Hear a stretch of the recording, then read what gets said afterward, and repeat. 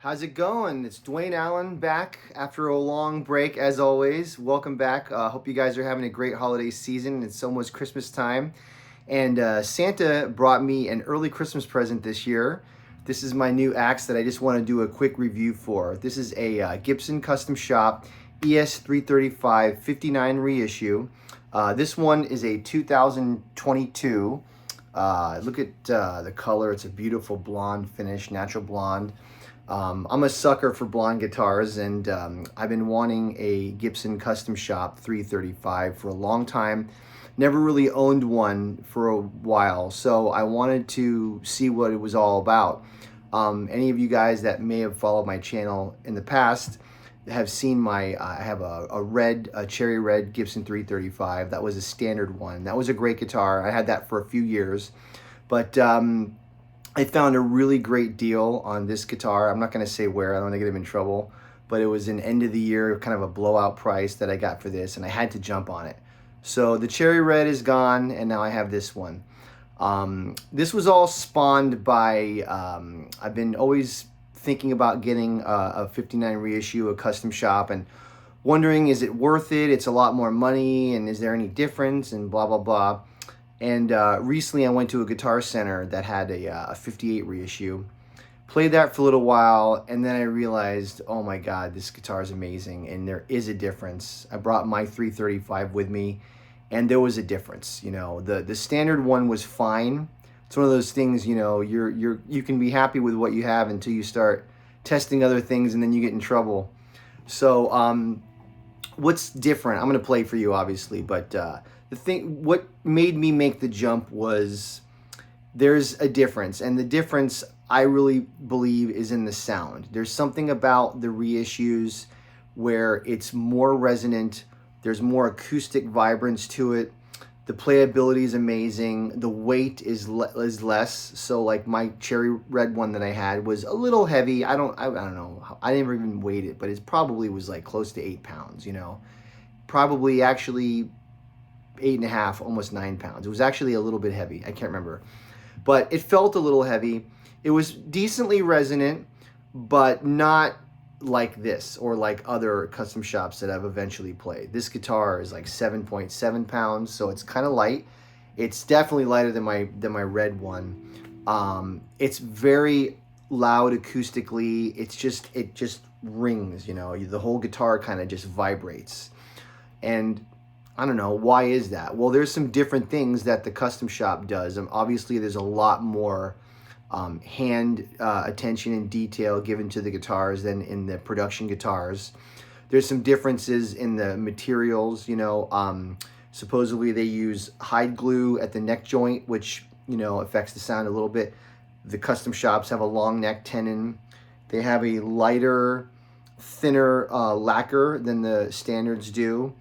And I'm sure there's other things. The truss rod's different. It's like a tubeless truss rod. It has lighter aluminum tail pieces and bridge. I don't know what the bridge is made out of, but the capacitors inside, I heard there's oil and paper, I think they're called. I'm a dummy with this kind of stuff, but they just use top of the line materials for everything, okay? The pickups in these things in this particular year are called custom buckers, and I believe they're like an Alnico 3. Most people are familiar with like an Alnico 2 or an Alnico 5, but these are Alnico 3s. The neck is a 59 carve. I'd always thought that the 59 necks would be really fat and thick, but this is really not that thick. Any of you who follow my channel know that I'm a big Collings player. That's my favorite company of all. And their necks are very similar to this neck. So I think maybe they're patterned their neck after a 59. But, you know, it's made like, you know, any other 335. It's laminate woods, but this one's got some nice grain to it. It doesn't have any flame to it. I love the flame ones, but the only flame ones that they offer right now are the standard ones, and I kind of wanted a custom shop. But if you look at the back, it's got some beautiful flame to it. Not really flame, but it's got some grain. Nice dark Honduran mahogany neck. It's got the clues and tuners. Yeah, so it's just, if you listen to it,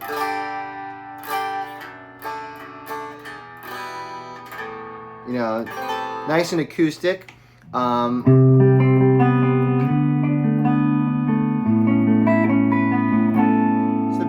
neck pickup.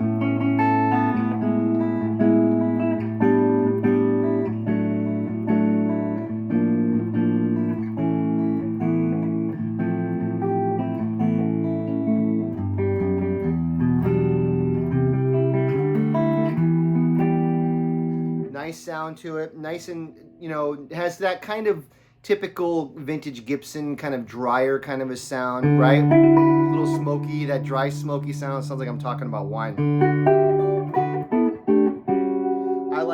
I'm a jazz player, and I always turn my tone down and get a little bit of a darker sound.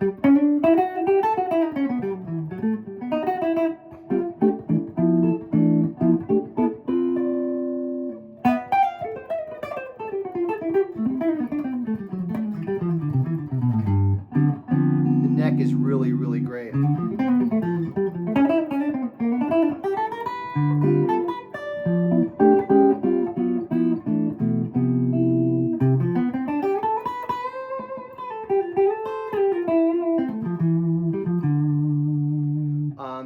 I noticed I played the 58 a while ago, and it had bigger shoulders to it, so it was like kind of more rounded. This is more of like they call it a thick C, but I don't think it has the shoulders. But the thing I like about this guitar also that I noticed that my standard wasn't as good at it is when I use the tone, I like a darker sound. And I remember the standard, it would go nice and bright, and then when you turn it down to get darker, it just goes to mud. This one doesn't. This one's much more,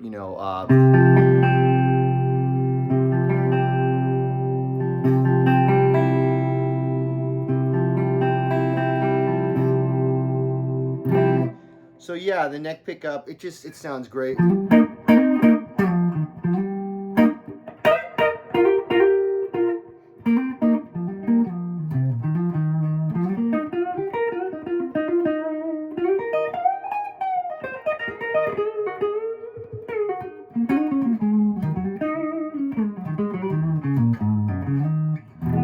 Is it going out of tune?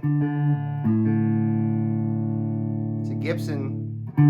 Every Gibson I've ever owned does go out of tune. This is brand new, so I have to give it a chance. But anyway, so that's the neck pickup. Middle pickup has that twangier sound.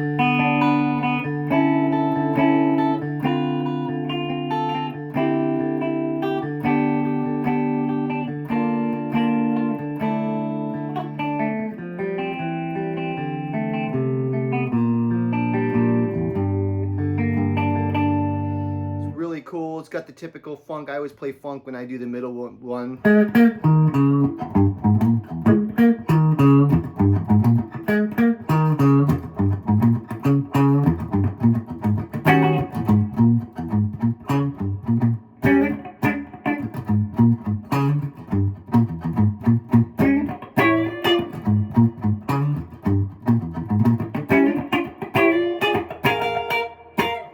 Great sound there. Bridge pickup, got some twang to it.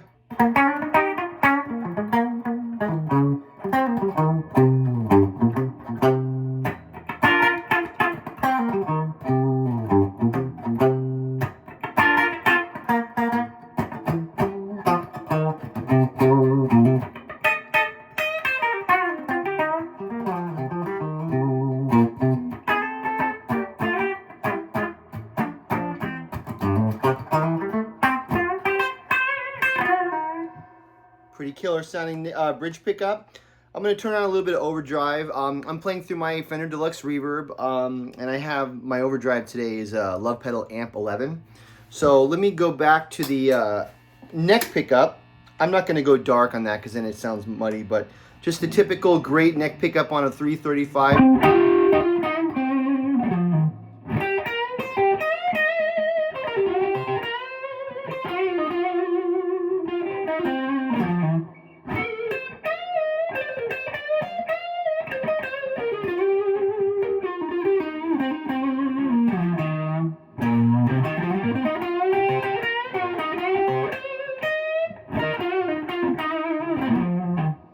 Nice woman tone to it.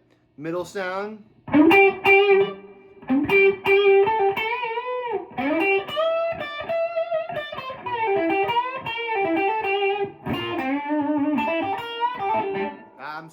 up.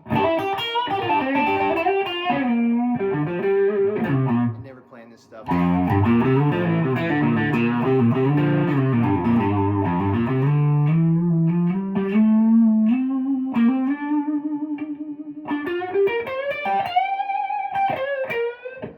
That's the middle bridge.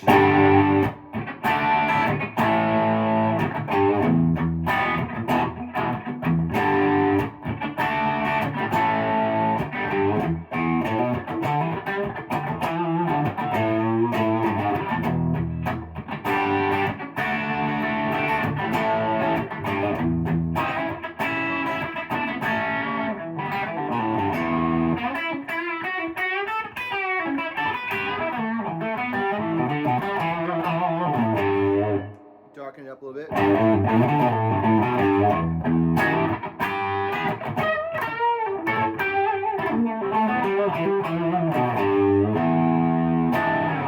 Something like that. Just messing around. I have 11s on here, so the guitar is brand new. I just got it yesterday, so I have to break it in and get used to it. I'm still not used to it yet.